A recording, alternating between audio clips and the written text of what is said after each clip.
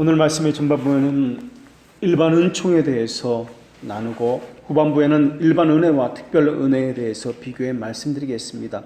정확히 말하면 성령님의 유효한 부르심에 있고 없고에 관한 말씀을 전해드리도록 하겠습니다. 말씀이 전해지지 않아서 그렇지 말씀이 전파되면은 사람들은 자연히 하나님의 이름을 부른다라고 그렇게 생각하고 있습니다. 그래서 무조건 사람을 데려다 놓고 앉혀 놓아야 한다라고 생각합니다.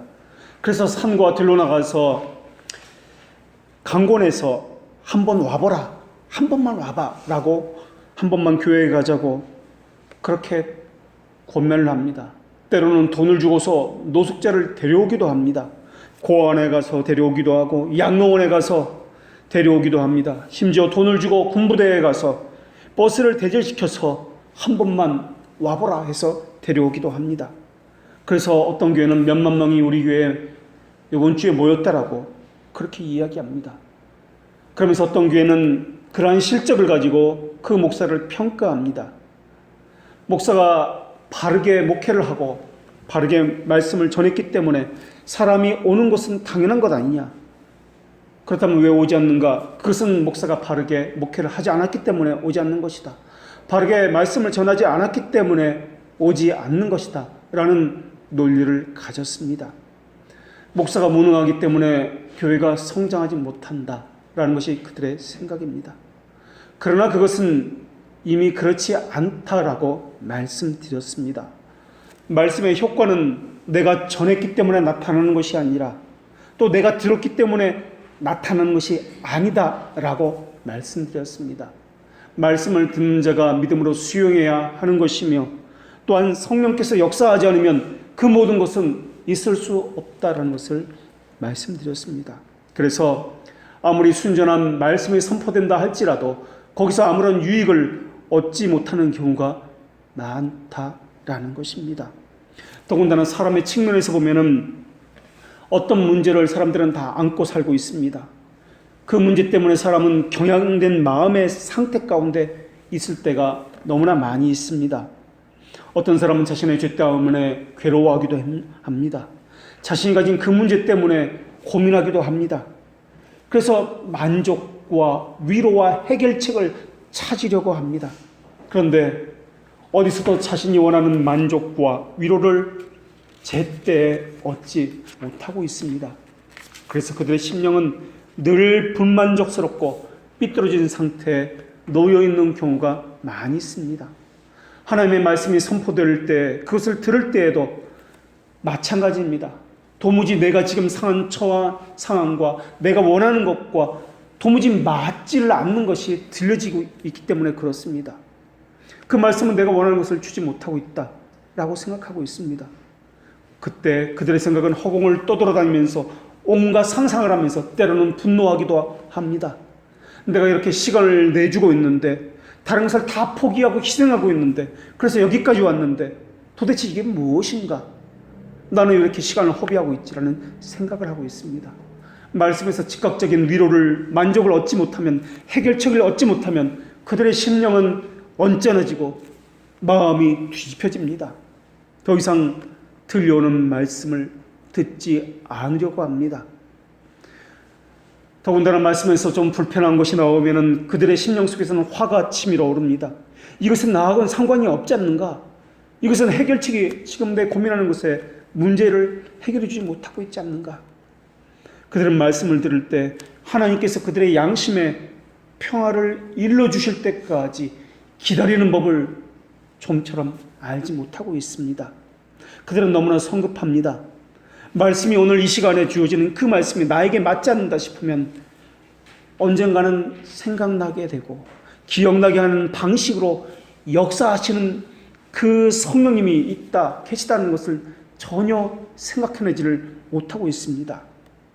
성령님의 직무는 이전에 그분의 입술에서 가르치신 것을 이후에 기억나게 하시고 생각나게 하시는 그 방법을 사용하고 계신다는 것을 그들은 전혀 고려하지 않습니다. 성령님은 물론 우리의 무지를 잘 알고 있습니다.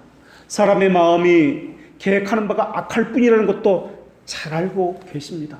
그래서 유일한 교사이신 그리스도를 보내셔서 그분이 보낸 말씀을 듣게 하시고 그 마음 속에 정한 마음을 창조하시는 분이 성령이십니다. 이해할 수 없지만 믿어지게 하십니다. 선한 것이 있다면 내게서 온 것이 아니라 다 하나님께서 주신 것이라는 것을 고백하게 할 것이고, 악한 것이 있다면 무엇보다도 자기 자신에게서 비롯되었다는 것을 깨닫게 하시는 분이 성령이십니다.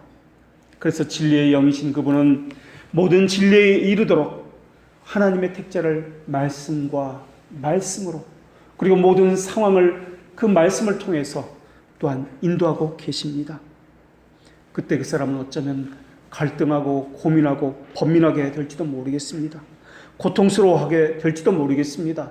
마치 상처가 난 그 쓰라린 그 상처 부위에 소금을 뿌리는 것처럼 계속해서 상처를 입고 마침내는 아무것도 할 수 없을 만큼 쓰러져 버릴지도 모르겠습니다.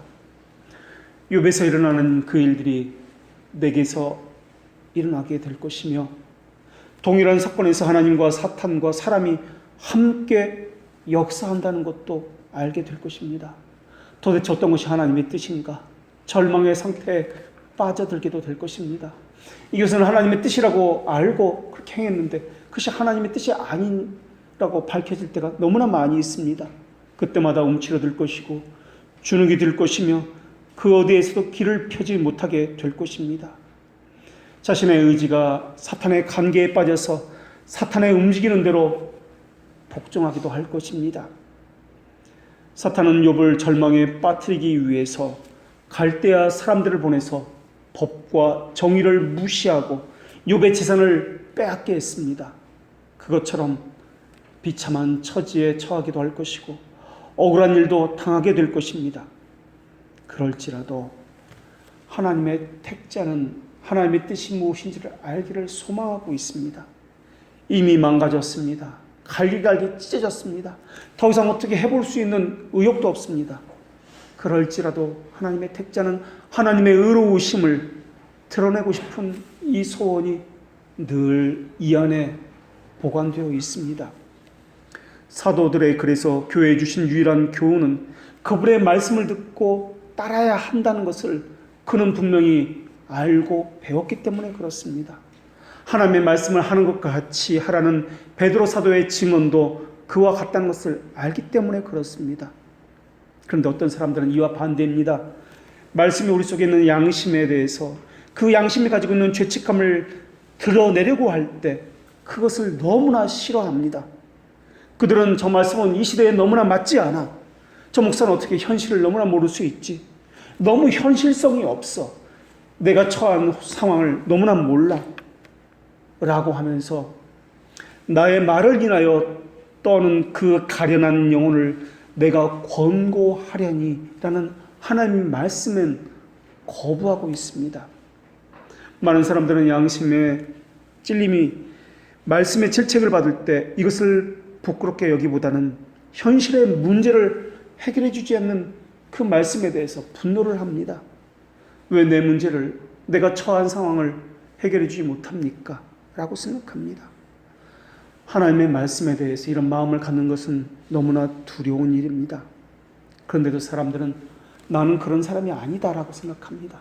나는 잘 믿는 사람이다. 하나님의 말씀에 순종하는 사람이다라고 생각하고 있습니다.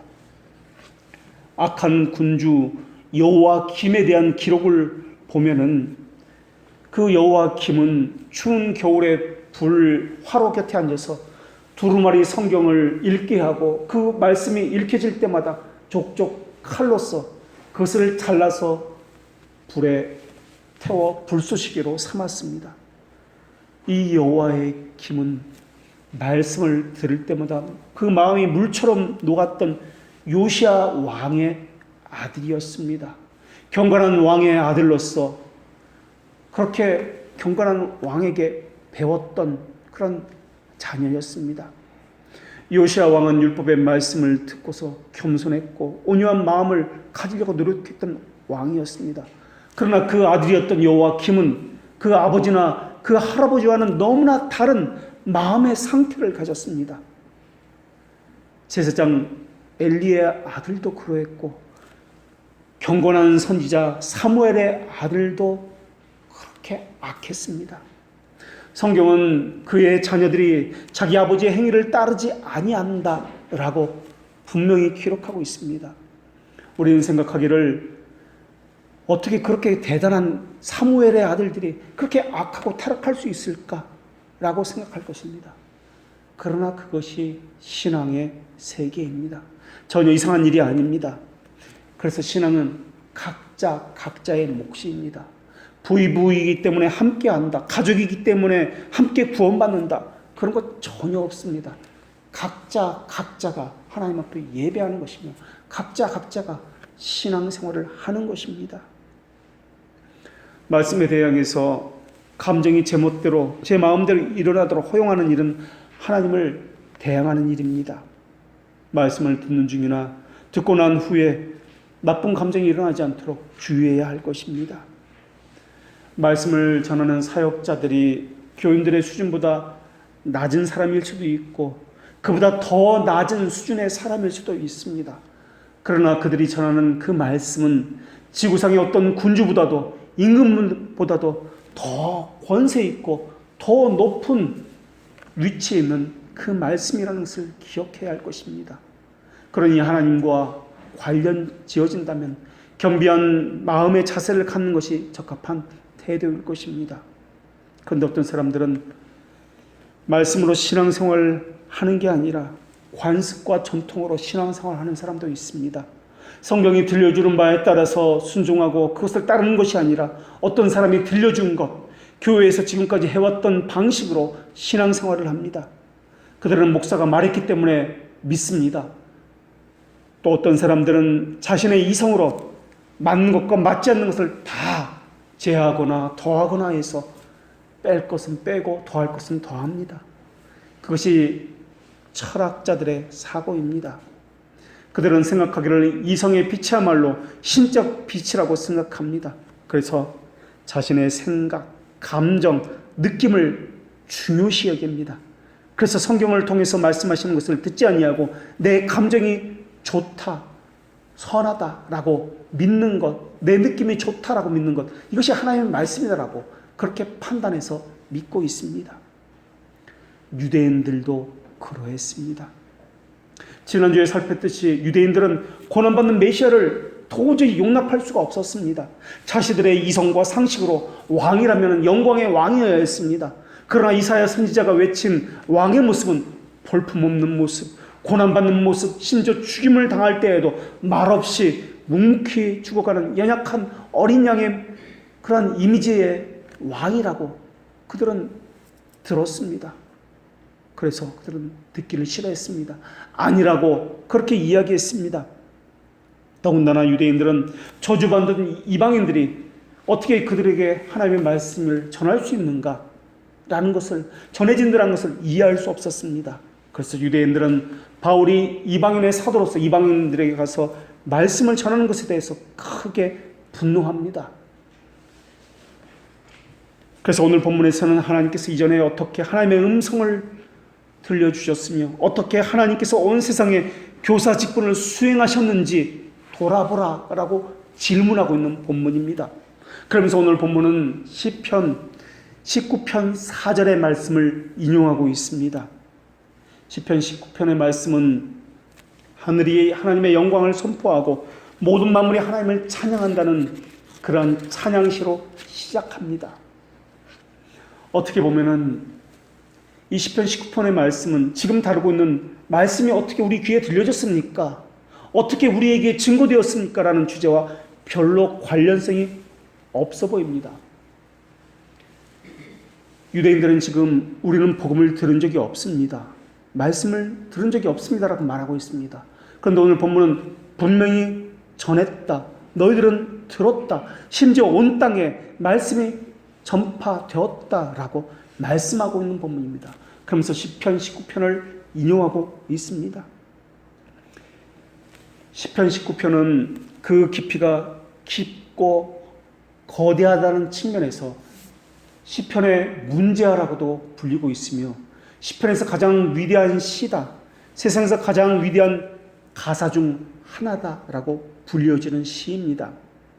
19편의 초반부의 주제는 창조입니다. 여기서 하나님을 향한 일반적인 호칭인 엘이라는 호칭이, 엘로힘 할 때 엘이라는 이 호칭이 사용됩니다. 그러면서 중반부에 가서는 이 주제가 바뀝니다. 율법의 교훈, 말씀이 주는 이 교훈을 이야기합니다. 여기서의 호칭은 하나님이라는 이름이 엘로서 호칭이 불려지는 것이 아니라 여호와라는 호칭, 야훼라는 호칭으로 그 호칭이 바뀌어집니다. 그러면서 후반부에는 그 초점이 이 시를 말하고 있는 종에게로 바뀌면서 나는 종입니다. 그러면서 기도로 그 장르가 바뀌어집니다. 조각난 이 특성 때문에 어떤 사람들은 이것은 짜집기를 한 것이다 라고 또 이야기합니다. 그리고 또 어떤 사람들은 초반부는 창조시고 후반부는 다른 것이다, 토라, 율법이다 라고 이야기합니다. 그런데 19편을 자세히 보면 말에 대한 은유로서 가득 차 있다는 것을 이야기합니다. 말을 합니다. 온 만물이 말을 합니다. 말씀도 율법도 말을 합니다. 그리고 기도도 말로서 하나님 앞에 드려지고 있습니다. 우리는 여기서 이러한 질문을 할 수 있는데, 볼 수는 있지만은 들을 수 없는 하나님의 목소리가 창조를 통해서 과연 모두에게 뚜렷하게 드러나고 있습니까? 들려지고 있습니까? 라는 것입니다. 하나님을 찬양하는 하늘의 음악을 모든 사람들이 보기도 하고 들을 수도 있는 것입니까? 라는 질문을 할 수 있습니다. 이것을 푸는 열쇠는 이 시에서 하나님의 이름이 변화되는 방식에서 볼 수 있습니다. 자연의 목소리를 기술하고 하나님을 찬양하는 그 전반부에서는 하나님은 오직 엘이라는 호칭으로 불렸습니다. 엘은 일반적인 호칭으로서 능력과 힘을 의미하는 그러한 호칭입니다. 그러다가 율법의 말씀을 기술하는 중반부 이후부터는 하나님의 고유의 이름이 언약 관계를 맺었다는 뜻에서 여호와라는 호칭으로 바뀌어집니다. 이 호칭은 모두에게 허락된 호칭이 아닙니다. 오직 하나님의 백성에게만 허락된 호칭입니다. 그리고 이 호칭은 언약 관계, 언약 백성과의 관계를 맺을 때 들려졌던 그런 호칭입니다. 그러니까 시편 19편에서 전반부에서 말하고 있는 이것은 자연을 통해서 누구든지 하나님을 비인격적으로 희미하게 알 수 있다. 누구든지 그 모든 사람이 하나님을 부를 수 있다라는 것을 의미하고 있으며, 후반부에서는 하나님을 인격적으로 알기 위해서는 말씀의 직접 계시가 필요하다라는 것을 말씀하고 있다라는 것입니다. 창조주 하나님은 우리에게 숨어서 오시는데 자연이라는 옷을 입고 오십니다. 그러나 그 누구도 죄를 지은 이후에는, 타락 이후에는 알아채지 못하고 있습니다. 알아채지 못한다는 것은 하나님에게 문제가 있다는 뜻이 아니라 그 사람 자체의 인식에 문제가 있다는 뜻입니다. 그래서 후반부에서는, 시편 19편의 후반부에서는 인격적으로 우리에게 다가오셔서 내가 누구인지 말씀하시고, 또한 우리와 관계를 맺으시는 그 언약 백성들에게 내가 너희의 언약자이며 보호자다, 여호와다라는 것을 말씀으로 그렇게 해주신 것입니다. 그러면서 이 말씀에서 자비롭고 은혜롭고 노하기를 더디하시며 인자와 진실이 많으시며 인자를 천대까지 베푸시는 하나님임을 우리에게, 그 언약 백성에게 말씀하시는 겁니다. 그리고 여기서 시가 그치지 않습니다. 그 시편 19편은 그 하나님을 언약 백성들에게 여호와라는 것을 알려주시고 깨닫게 된 그 백성은 기도를 하기 시작합니다. 그리고 이 기도에서 자신들이 미처 깨닫지 못했던, 감춰졌던 죄들을 고백하기 시작합니다. 다시 말하면 이 말씀이 드러내는 것은 그들의 죄라고 생각하지 못했던 수많은 것들, 이것이 죄라는 것을 깨달음으로써 그 말씀이 드러내는 것은 바로 모든 죄들을 드러내고 있다라는 것입니다. 이것을 드러냈을 때 예수님의 제자들은 주님에게 그러면 누가 구원을 받을 수 있겠습니까? 라고 물었습니다. 이건 역시 우리의 질문일 수 있습니다. 이것과 관련해서 성경에 어떤 문장도 예수님께서 십자가에서 하신 말씀만큼 통렬하게 이 문제를 다루지는 못했을 것입니다.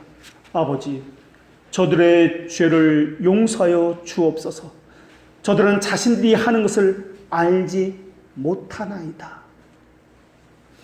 그리스도의 기도는 시편 19편의 기도를 선명하게 확대해서 우리에게 알려주신 것입니다. 그래서 시편 19편의 이 기도는 예수님이 하셨던 기도며 모든 사람들을 위한 기도면서 동시에 언약 백성에게 하셨던 약속의 말씀입니다. 그래서 하나님을 아는 지식을 가지려면 시편 19편의 하반부처럼 하나님께서 어떤 분인지, 우리 어떤 관계를 맺게 계시는지 우리에게 알려주셔야만 우리가 알 수 있습니다. 이것을 계시라고 이야기합니다. 하나님께서 자신을 드러내 주시는 것을, 어떤 관계를 맺고 계시는지 알리시는 것을 이야기합니다.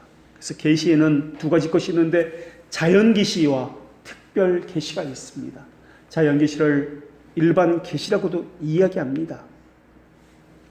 또 자연 계시에는 우리 본성의 빛으로 비추신 내적인 계시와 하나님의 피조물이 명백하게 하나님의 계심을 선포하는 외적인 계시가 있습니다. 내적인 계시와 외적인 계시. 내적인 계시는 일명 양심이라고 이야기합니다.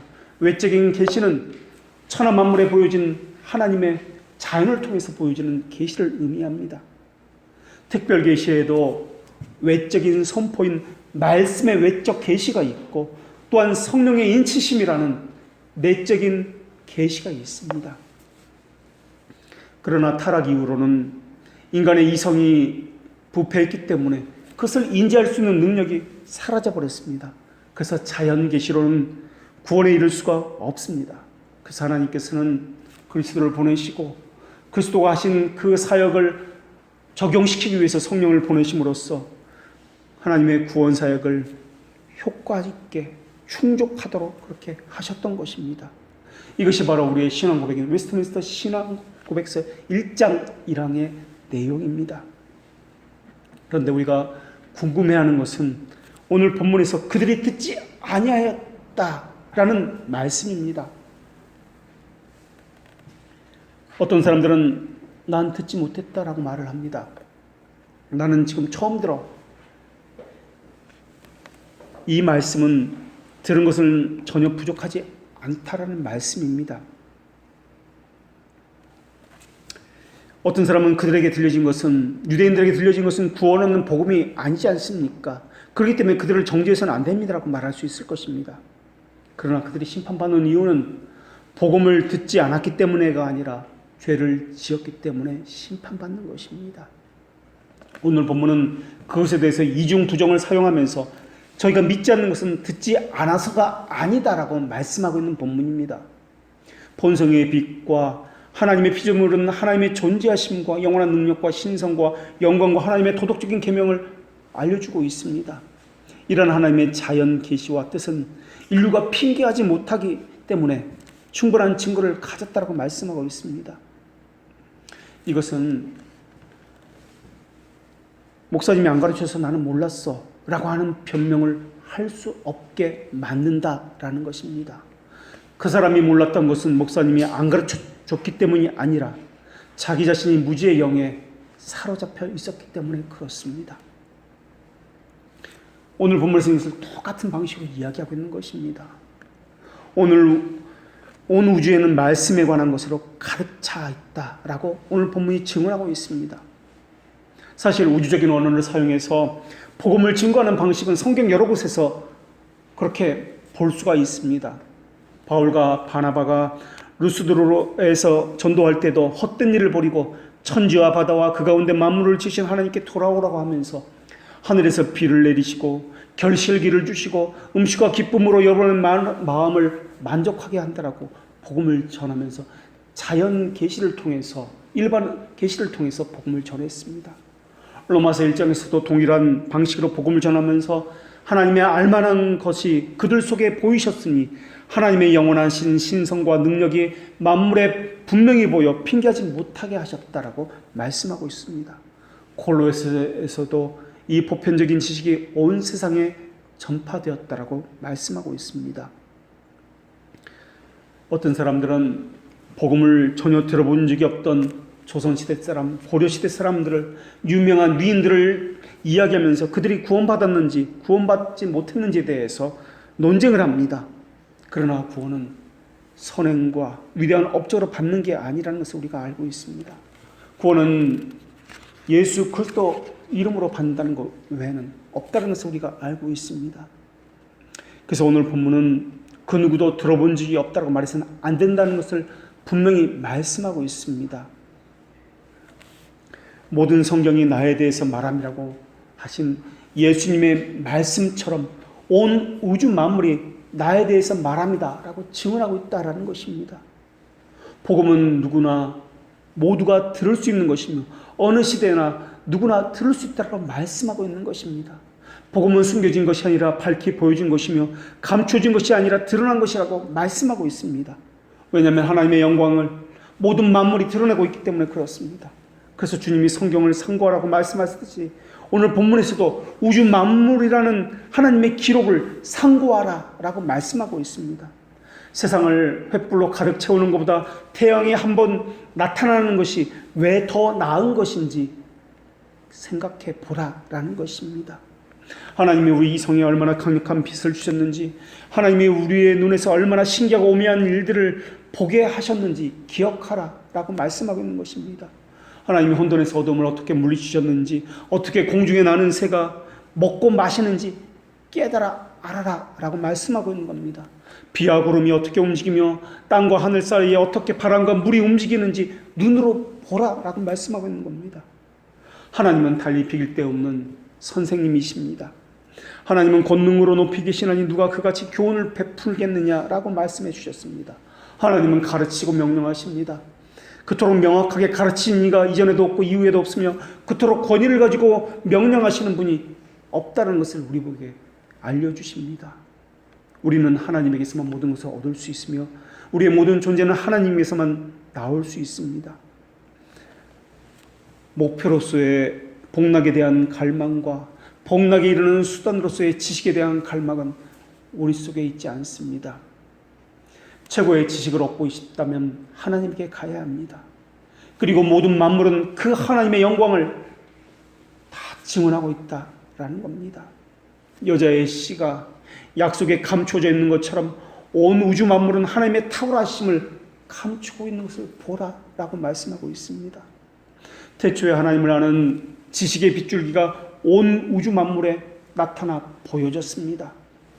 성경에서 지혜와 지식이라는 보물을 찾을 수 있듯이 온 우주 만물을 통해서도 이 세상 어떤 권세자도 갖지 못한 위대한 권세자에 대한 이야기를 들을 수 있다는 것입니다.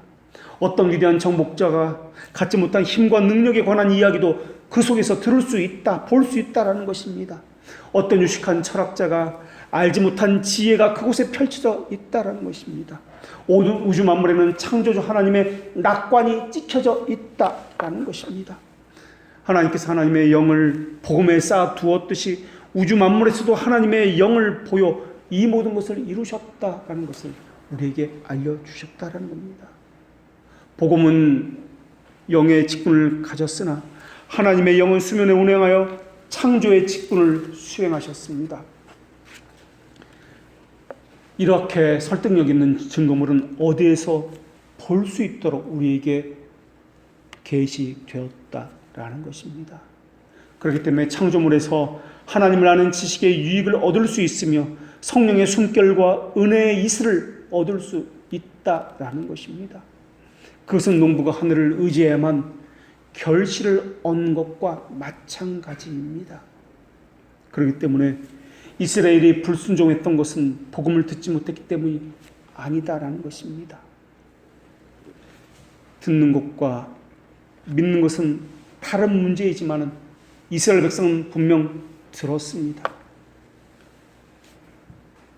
성령의 역사하심 없이는 선한 것을 사모할 수 없다는 것을 그들은 단지 증명하고 있을 뿐입니다. 그의 인자하심 나를 정령 따르리니 라는 이 말씀은 의지가 없는 사람으로 하여금 의지를 갖도록 은혜가 앞서서 역사할 것이며 의지를 갖는 사람으로 하여금 헛되이 의지를 발휘하지 아니하도록 은혜가 그 뒤를 따를 것이다 라는 의미입니다. 그래서 하나님의 영의 첫 번째 직무는 하나님의 말씀에 대한 확고하고 참되다는 것, 하늘에서 인준되었다는 사실을 사람들 생각 속에 입증해 주는 것입니다.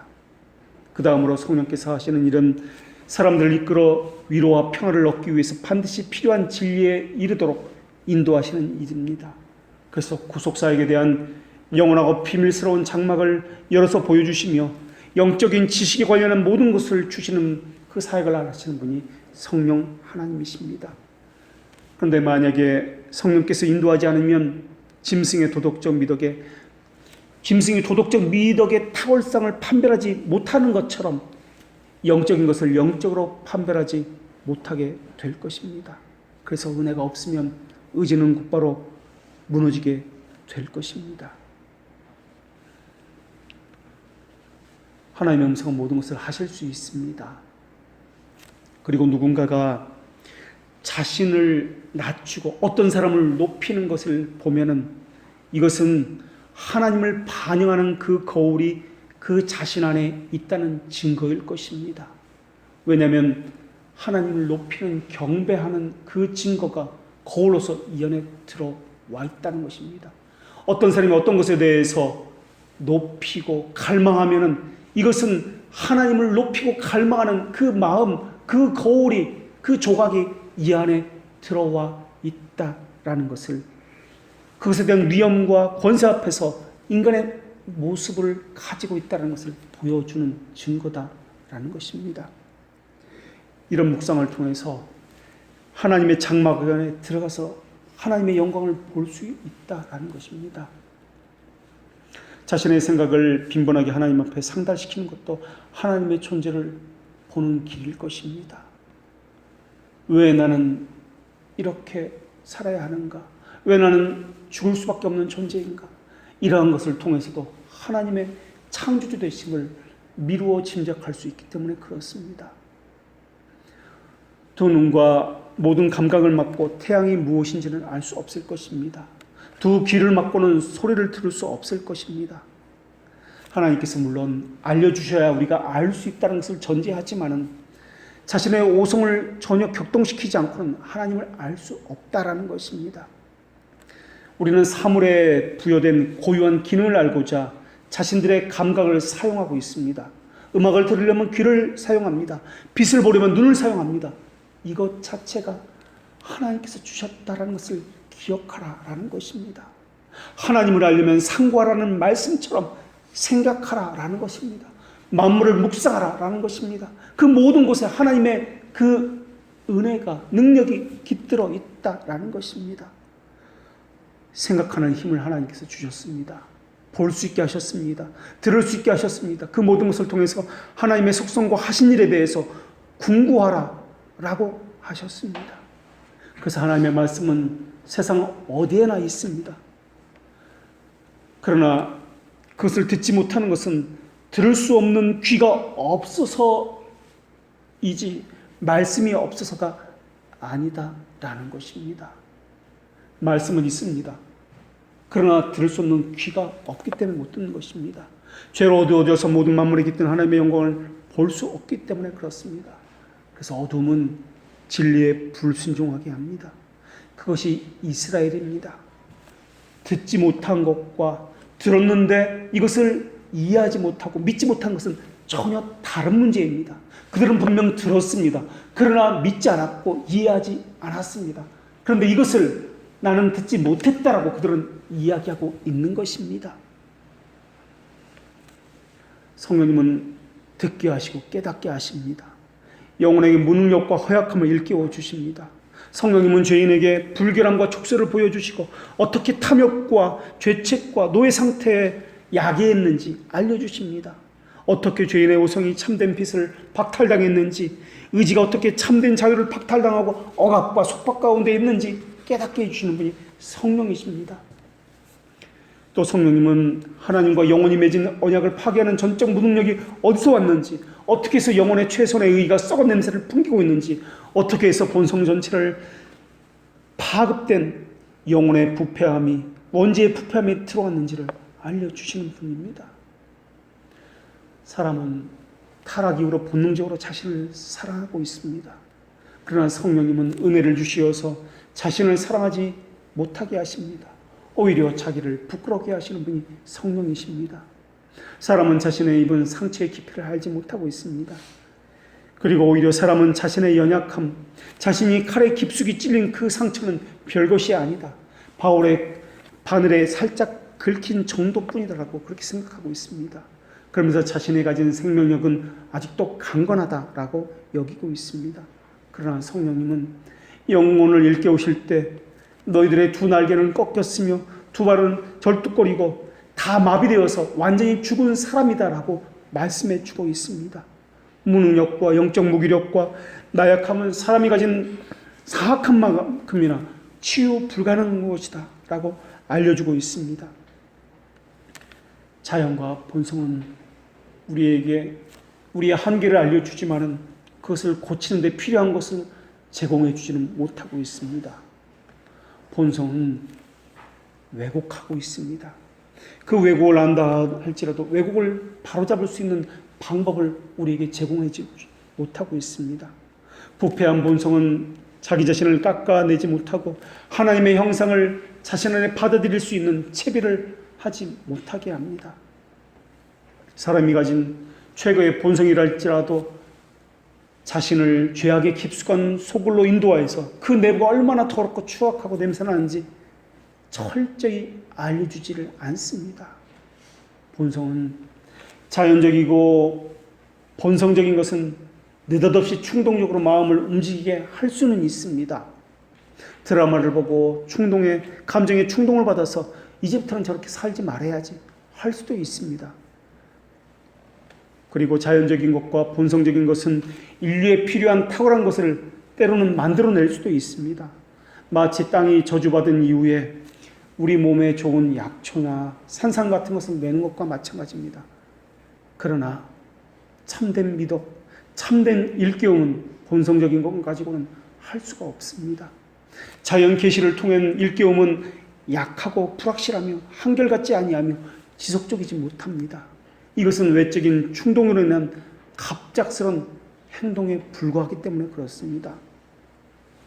자연적인 것으로는 때로는 사람으로 하여금 세상에는 어떤 신이 존재한다는 사실도 알려주기도 합니다. 또 그 신을 불쾌하게 하는 것이 어떤 것이며 또한 그 신이 원하는 것이 어떤 것인지 감지하기도 할 수 있습니다. 그래서 죄가 주는 처분이 어떤 것인지도 알 수도 있습니다. 그러나 이 깨달음은 그것을 야기한 원인을 벗어나게 하지는 못하고 있습니다. 갑작스러운 충동, 자극은 그것을 비롯되게 하는 행동으로 원인적인 것을 해결하지 못하는 대신에 신속하게 예전의 그 모습 그대로 신속하게 돌아가게 만들 뿐입니다. 그들은 두려워하기도 하고 떨기도 합니다. 그러나 그것은 진정한 일깨움이 아닙니다. 그것은 하나님께서 주신 성령을 의지하기보다는 본능적인 정서에 입각한 것입니다. 그러나 성령께서 야기하는 일깨움은 의지적 판단의 자리를 잡습니다. 성령께서 함께 하실 때 양심은 비틀거리고 흔들릴 것입니다. 양심에서는 어떤 것이든 그 원인이 가졌던 모든 것에 철퇴를 가하게 될 것이고 그것의 부패함을 고소하게 될 것입니다. 이 상태에 도달한 후에야 주님을 비로소 찬양할 수 있게 될 것이며 주의 일을 넘치도록 풍성하게 행할 수 있을 것입니다. 그래서 주님께서는 고린도 교회에 견실하며 흔들리지 말며 항상 주의 일에 더욱 힘쓰는 자들이 되라고 말씀해 주신 것입니다. 사실 이 모든 것은 함께합니다. 그러나 논리적으로 보면은 판단이 먼저 견고해지고 그리고 어떤 외부 환경에도 흔들림이 없어집니다. 그런 다음에 정서가 안정되고 그 다음에 실천에 힘쓰게 되는 것입니다. 지성이 먼저 견고해지지 않으면 요동치고 또한 기웃덩거리는 생각 속에서는 어떤 일깨움도 자리 잡지 못하게 될 것이고 조속으로 이리 갔다 저리 갔다 하게 될 것입니다. 그렇기 때문에 본성이 일깨우는 이 일깨움은 상황에 따라 움직이는 의지를 가질 수밖에 없습니다. 거기다가 충동과 격정에 의해서 지배를 받게 되어 있습니다. 본성은 공포의 족쇄보다는 이적인 사슬에 더 묶여 있습니다. 본성은 사랑을 껴안지만 공포를 떨쳐버리려 하고 있습니다. 본성은 공포를 벗어 던지기 위해서 투쟁을 합니다. 공포는 그 사람 안에서 그래서 오랫동안 견디지 못합니다. 그래서 본성은 심판에 관한 것, 두려움에 관한 것, 본성에 관한 것을, 공포에 관한 것을 다 지워버리려고 하고 있습니다. 그리고 본성은 지금 자신을 위한 것에만 몰두하라고 그렇게 요구하고 있습니다. 그래서 자기 평안을 해치는 모든 것을 다 지워버리려고 하고 있는 것이 본성적인 깨달음입니다. 그러한 깨달음은 오래가지 못합니다. 쉽게 잊어버립니다.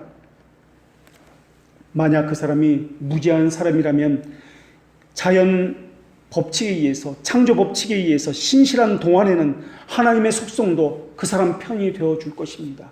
그러나 그렇지 않냐고, 그 사람이 타락한 존재라면, 부패한 존재라면 하나님은 그 사람이 하나님의 속성 모든 것을 다 동원해서 심판의 하나님으로 그 사람에게 비춰지게 될 것입니다. 그래서 죄인이 창조를 통해서 발견한 하나님은 능력의 하나님이며 심판으로 임하시는 두려운 하나님일 것입니다. 그러나 타락한 본성은 이것마저 자신의 양심 속에서 지워버리려고 노력할 것입니다.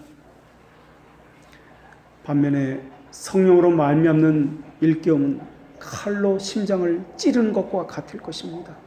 자연의 화살은 쉽게 뽑히나 하나님의 화살은 단단히 박혀있는 것과 마찬가지입니다. 자연은 하나님의 속한 것을 알기는 원할지라도 그 깊은 내면의 것을 알기를 원하지 않습니다. 그러나 성령님은 하나님의 속한 것을 우리 영혼에 새겨주고 간직하게 만듭니다. 간직할 뿐만 아니라 그것을 체험하여 행하고 맛보게 만드십니다. 그래서 체험 속에서 귀로만 듣던 하나님을 만나게 될 것이고 그 부성애를 몸에 익혀서 하나님이 나와 어떤 관계를 맺은 분인지 깨닫게 될 것입니다. 흔들어 떼어 버릴 수가 없습니다. 그 영혼 깊이 그 부성애가 각인되어 있기 때문에 그렇습니다. 그러나 자연적인 본성으로는 기껏해야 잠시 머무를 뿐입니다. 성장하지 않습니다. 점점 앞으로 향해서 나아가지도 아니하며 완전을 향해서 힘을 더하지도 아니할 것입니다. 그저 하루를 있다가 소멸하는 별처럼 급속도로 소멸해 지워져 버리고 말 것입니다. 그래서 아무리 놀라운 이적을 체험했다 할지라도 그것은 그렇게 믿음에 도움을 주지 못하는 것과 마찬가지입니다. 쪼그라들 것입니다. 쇠약해질 것입니다. 그리고 마침내는 내가 이적을 체험했다는 그 기억조차 다 가물가물해지면서 사라져 버리게 될 것입니다.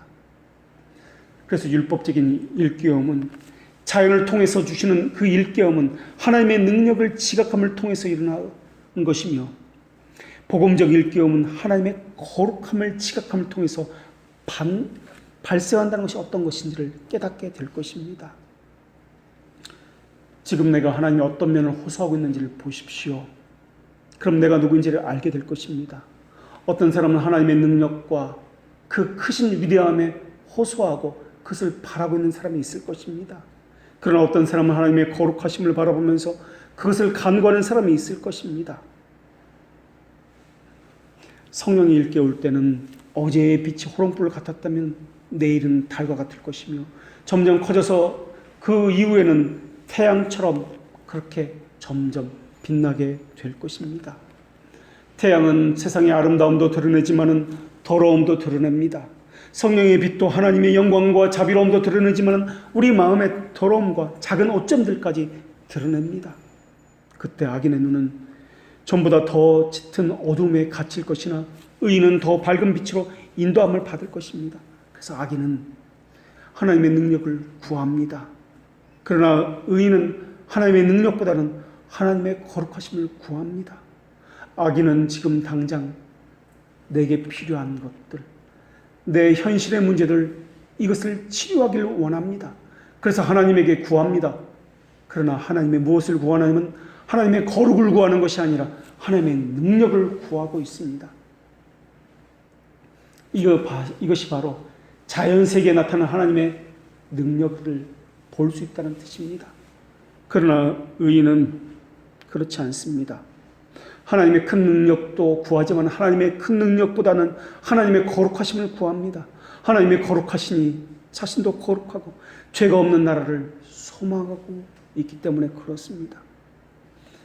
그리스도께서 생명을 주실 뿐만 아니라 더욱 풍성하게 주시기 위해서 이 땅에 오신 것처럼 성령님은 지성과 양심의 빛을 주실 뿐만 아니라 더 풍성하여 더 큰 빛을 주시기 위해서 우리에게 오셨습니다.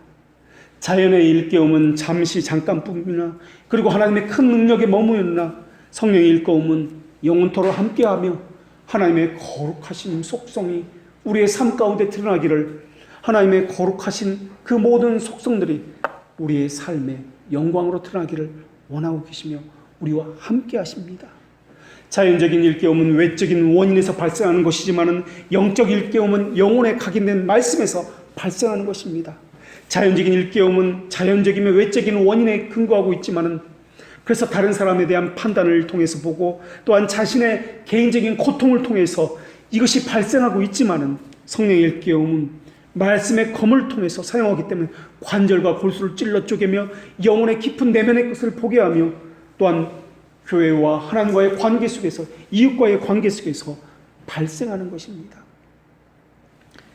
이 땅에서 가장 지적이었다고 불려지는, 그리고 자연적인 본성의 상태에서 가장 뛰어났다고 생각했던 다윗을 보십시오. 다윗도 깨닫지 못한 것이 있었습니다. 비로소 나단 선지자의 입에서 주신 말씀이 있었을 때야, 그때서야 비로소 자신의 죄를 깨달았습니다. 성령은 그처럼 죄가 초래한 결과들과 결함에 대해서 지속적으로 우리에게 일깨워주고 있습니다. 자연에 관계된 모든 것은 하나님의 능력에 대해서 알려주고 있다면 하나님께서 주시는 이 성령에 함께 하실 때 한탄스러운 무지가 무엇인지, 부패함이 무엇인지, 하나님의 자비하심이 무엇인지를 깨닫게 된다는 것입니다. 오성의 눈멀고 의지와 실천에 불결한 자가 성령님에 의해서 그 마음의 험한 것에서 벗어나게 되는 것, 이것이 성령께서 함께 하시는 그 증거들입니다. 성령의 유효한 부르심은 죄를 해부해서 낱낱이 우리에게 보여줄 것입니다. 영혼들에게 죄의 결함이 어떤 것인지 철저하게 일깨워 줄 것입니다. 성령님은 복음을 제안하시는 분이기도 하지만은 죄 때문에 당연히 받게 되는 진노도 철저히 우리에게 제시해 주는 분이기 때문에 그렇습니다. 그러나 율법을 통해서, 자연을 통해서 일깨움을 받은 사람은 그렇지 않습니다. 그들은 자신이 받는 고통을 가장 큰 악이라고 여기고 있습니다. 반면에 복음을 통해서 일깨움을 받은 사람은 자신의 죄가 있으면서 가장 큰 악이다라고 여기고 있습니다. 완전히 다릅니다. 둘 다 하나님을 찾습니다. 한 사람은 자신이 받는 고통이 최고의 악이다라고 믿습니다. 그러나 한 사람은 자신이 저지르는 죄가 최고의 악이다라고 이야기합니다. 그래서 자신이 저지르는 죄가 가장 큰 악이다라고 생각하는 그 사람은 다른 사람의 죄를 들여다볼 여유가 없습니다. 이 세상에서 가장 큰 죄가 자신이 저지르는 죄이기 때문에 다른 사람의 죄를 손가락질할 정신이 그렇게 없습니다. 율법을 통한 깨달음과 복음을 통한 죄에 대한 깨달음, 이 둘은 모두 깨달음을 줍니다. 그리고 이 둘 모두 짐을 짊어지게 합니다. 그러나 율법을 통한 깨달음은 형벌을 짊어지게 하고, 그러나 복음을 통한 깨달음은 그것에 대한 은혜에 대한 복음을 짊어지게 한다라는 것입니다. 하나님의 자비하심에 반응한 은혜에 대한 그 반응, 이것이 복음적 깨달음을, 성령의 유효한 효과적 부르심을 받은 사람에게 일어나는 일이다라는 것입니다. 복음적 깨달음을 가진 사람은 자신의 죄가 가증스럽다는 것을 알고 있습니다. 그러나 본성적 일깨움을 받은 사람은 하나님의 자비가, 능력이 내게 주어지지 않는다고 고통스러워하지만은 하나님의 공의가 하나도 없다는 사실에 대해서는 전혀 고통스러워하지 않습니다. 심판의 징조에는 신음하지만은 자신에게 거룩함이 없다는 것에 대해서는 전혀 신음하지 않습니다. 그들은 사탄의 기질을 가지고 왜 우리를 괴롭게 하는 거라고 대들 있지만은 죄에서 물러나기를 갈망하지는 않습니다. 그들이 그저 갈망하는 것은 내게 있는 고통에서 벗어나기를 바라는 것, 내 문제를 해결해 주는 것을 바라는 것, 하나님의 능력을 내게 적용시켜 달라는 그것, 이것입니다. 그들은 하나님을 자신이 수치스럽게 여긴 것에 대해서, 행위한 것에 대해서 전혀 불평하지 않습니다. 그리고 그들은 자신의 죄를 기억하는 것을 전혀 즐거워하지 않습니다. 죄를 사랑하지 않기 때문이 아니라 죄가 자신의 양심을 쓰라리게 하는 것이 싫기 때문에 그렇습니다. 그러면서 율법을 통한 일깨움은 사람을 단지 반쯤 죽은 사람처럼 만들어 놓지만 복음을 통한 일깨움을 받은 사람은 철저히 완전히 죽은 사람으로 일깨운다는 것을 알고 있습니다. 율법을 통한 일깨움을 받은 사람도 자신의 죄를 감지할 수는 있습니다. 그리고 자신의 영혼을 영원한 형벌로부터 구속해 주기에는 전적으로 불충분하다는 점을 또한 알 수도 있습니다. 그러나 그들은 자신의 의가 얼마나 형편없는 맛을 내는지는 충분히 알지 못하고 있습니다. 그래서 자신이 그것을 고칠 수 있다고 생각을 합니다. 그래서 율법적인 일깨움은 더욱 본성을 의지하게 만듭니다.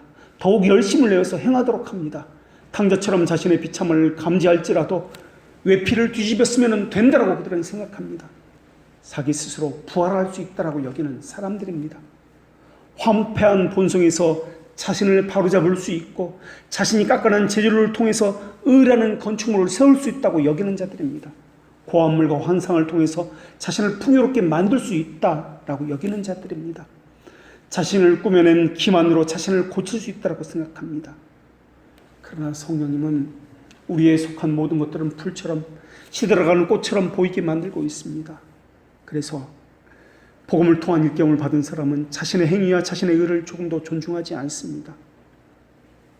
참된 일깨움을 받은 사람은 자신이 율법의 저주에 놓여있다는 사실과 그 저주를 벗겨줄 능력이 오직 그리스도에게만 있다는 사실을 잘 알고 있습니다.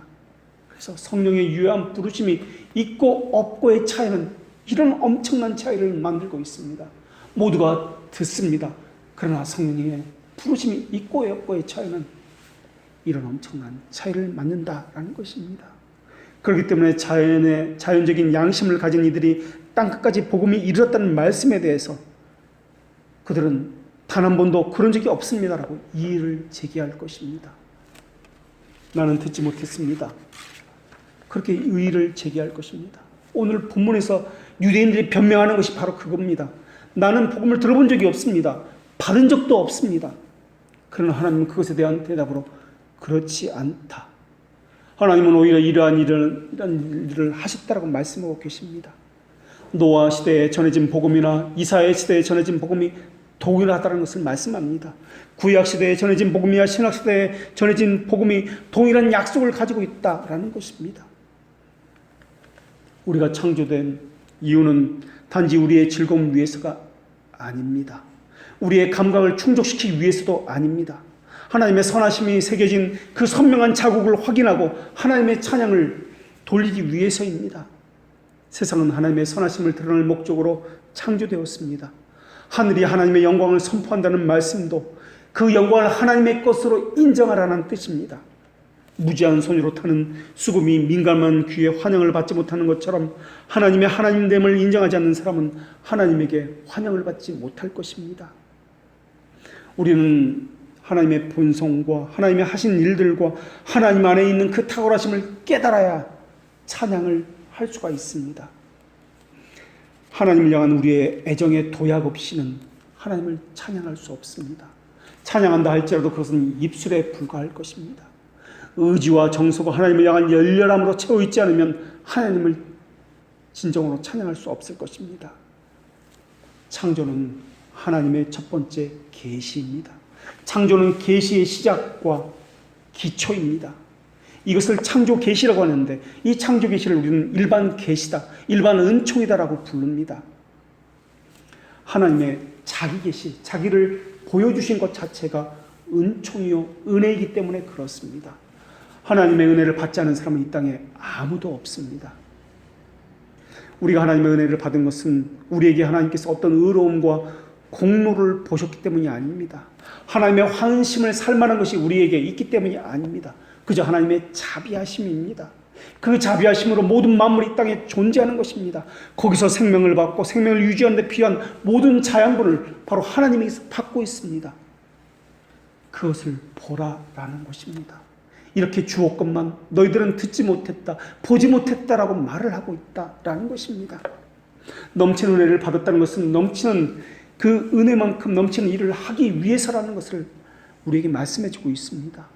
넘치는 은혜를 받았음에도 불구하고 넘치도록 하나님을 위해서 수고하지 아니하면 그것은 하나님을 무시하고 대적하는 사람들일 것입니다. 은혜는 하나님의 자기 계시로 인해서 우리에게 주어진 것입니다. 그 자기 계시로 주어진 그것에서는 하나님의 어떠하심이 드러나 있습니다. 능력만이 아니라 자비하심도 포함되어 있습니다. 확신이라는 것은 그 은혜의 상태에 있다는 것을 아는 것입니다. 체험하여 인식하는 것입니다. 오늘 본문에서 유대인들은 우리는 그 은혜를 받지 않았다라고 말하고 있습니다. 물론 은혜를 받은 것과 은혜를 받은 것을 내가 아는 것은 완전히 다른 것입니다. 은혜를 받았지만 그 소리를 들었지만 내가 받지 않았다라고 하는 것은 또 다른 문제입니다. 유대인은 그 은혜를 받지 않았다고 부인하고 있습니다. 하나님의 은혜를 내가 받았다고 아는 것, 이것은 일생에서 그리스도인이 누리는 영광의 아름다움일 것입니다. 이것은 성령의 유한 부르심, 그 인치심에 의해서일 것입니다. 내가 하나님의 은혜를 받았습니다. 아는 것, 그렇게 진실로 믿고 있는 그것, 하나님에 대해서 분명하고 명확한 알므로서 그것을 행하는 것, 이것은 아무도 할 수 있는 것이 아닙니다. 그 하나님께서 말씀하셨습니다. 내가 말하노니 너희가 들었느냐? 소리가 온 땅에 퍼졌고 그 말씀이 땅끝까지 이르렀도다.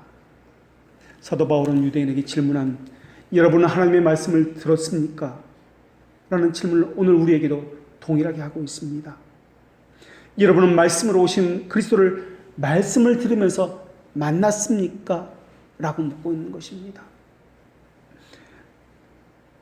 은혜를 받았다는 것을 알고 있습니까? 그것을 믿고 있습니까? 이것을 묻고 있는 것입니다. 기도하겠습니다.